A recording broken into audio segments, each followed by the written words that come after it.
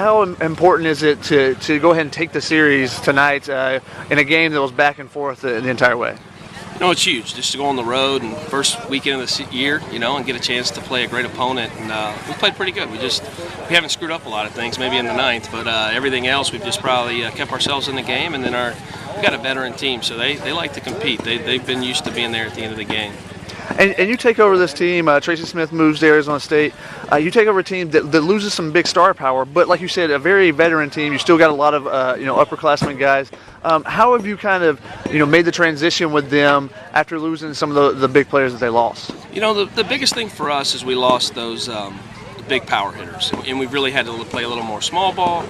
We win the game probably tonight with a couple bunts and trying to run the bases. Stanford's really good at holding the running game, so we don't get to do it as much, but we're just trying to grind out the at-bats a little bit more because we don't have those, three big, power guys. But the culture, Tracy Smith, and we've talked about it before, the team had such a great culture. I didn't have to coach that a lot, just really putting it in our system, and it's been a fun job to this point.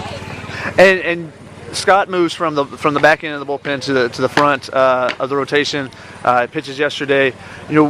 With that decision, what do you have to do to prepare a guy that moves from a reliever role like that, where he's coming in, firing all his bullets out of the ninth inning, to now taking over at the front of the rotation? One of the hardest parts was just getting him warmed up for every game. He had that bullpen mentality, so he'd go down for that. Even in our preseason scrimmages, he'd be warmed up in 10 minutes, and he's supposed to take 30 minutes, So he's just having to learn how to prepare himself. But he's such a structured kid and just a competitor. He just, he fit right into that mold. He's a great Friday night starter.